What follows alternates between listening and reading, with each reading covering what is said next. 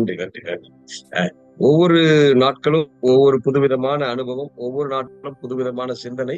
நம்மள அப்படியே இன்னும் உற்சாகமா கொண்டு போய்க்கிட்டே இருக்கு. இன்னைக்கு வந்து ரொம்ப ரொம்ப முக்கியமான ஒரு விஷயம். என்ன அப்படின்னு கேட்டா, நம்ம கொஞ்ச நாள் வரைக்கும் ஒரு 12 நாள் வரைக்கும் என்ன பண்ணோம் அப்படின்னா, ஏற்கனவே நம்மகிட்ட இருக்கிறதுக்கும், ஏற்கனவே நம்ம பெற்றுக்கிட்டதுக்கும், நம்ம பயன்படுத்தின விஷயங்களுக்கும், இப்ப நம்மகிட்ட இருக்கிற விஷயங்களுக்கும் நம்ம தொடர்ச்சியா நன்றி சொல்லிக்கிட்டு வந்திருந்தோம். 13வது நாள்ல இருந்து நமக்கு என்ன தேவையோ அத பெற ஆரம்பிச்சுட்டோம்.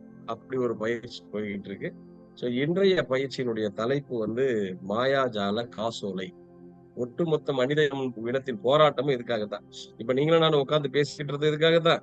இந்த நேரத்துல நெறைய வேலைகள் நடந்துகிட்டு இருக்கும். விடிய, விடிய, விடிய, விடிய, விடிய ஒவ்வொரு ஆ போக்குவரத்து சாலையிலயும் பாத்தீங்கன்னா, வண்டி போய்க்கிட்டே இருக்கு, வந்துகிட்டே இருக்கு, போயிட்டே இருக்கு, வந்துட்டே இருக்கு. விடிய, விடிய. அது ஏர்போர்ட்டா இருக்கட்டும், ஸ்டேஷனா இருக்கட்டும், இல்ல பஸ் ஸ்டாண்டா இருக்கட்டும். எல்லா இடங்களிலுமே பரபரப்பா மக்கள் இருந்துகிட்டு இருக்கிறாங்க. விடிய, விடிய பரபரப்பா இருக்கிறாங்க. ஏன் அப்படின்னு கேட்டீங்கன்னா, பணம் அப்படின்ற ஒரே ஒரு காரணத்துக்காக தான். அந்த ஒரு விஷயத்த சம்பாரிக்கிறதுக்கு தான் நாம பல்வேறு விதங்கள்ல போராடிட்டு இருக்கிறோம். ஏஎஸ் குட் அகாடமின்னு ஒண்ணு ஆரம்பிச்சு, பயிற்சின்னு ஒரு விஷயம் நடத்துறதுக்கு அதுவும் ஒரு மூல காரணம். அது இல்லாமலாம் யாரும் எதுவும் பண்ண மாட்டாங்க.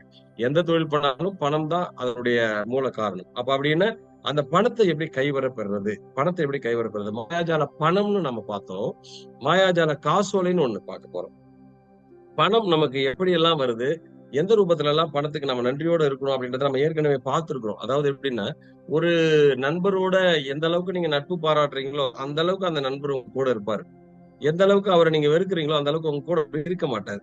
அப்ப அத பணத்த பத்தி நம்ம என்ன பண்றோம்? பயம், குறை சொல்றது, ஆ ஏமாற்றமா உணர்றது. இதெல்லாம் பணத்த பற்றி நமக்கு உணரக்கூடிய ஒரு விஷயம். ஐயோ! பணம் ஆ போயிடுச்சே, லாஸ் ஆயிடுச்சே அப்படின்னு ஒரு ஃபீல் பண்றது.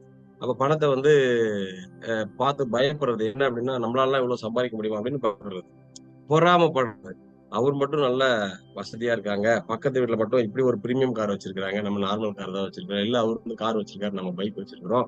அவங்க வந்து இத்தன மாடி வீடு கட்டிருக்காங்க. நம்ம கட்டிருக்கோம். அப்படி சொல்லிட்டு, நீங்க வீட்ட பார்த்தோ, இல்ல ஒரு வாகனத்த பார்த்தோ படக்கூடிய பொறாமை, அது மறைமுகமா பணத்தை பார்த்து படக்கக்கூடிய பொறாமை. ஏன்னா, இந்த பிரபஞ்சத்துல எதேர்ச்சையா எதுவுமே நடக்கல.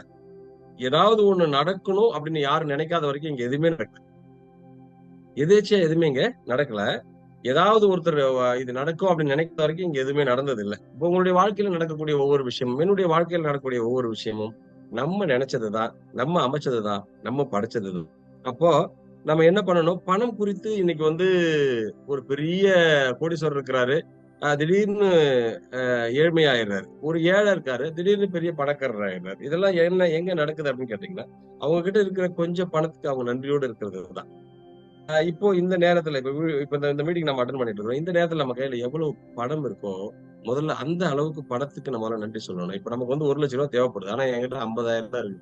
50,000 தான் இருக்குது. என்ன பண்றதுன்னு தெரியலையே. 50,000 இல்லையேன்னு நினைப்போமே தவிர, 50,000 இருக்கிறத நம்ம நினைக்க மாட்டோம். 1,00,000 நமக்கு தேவை.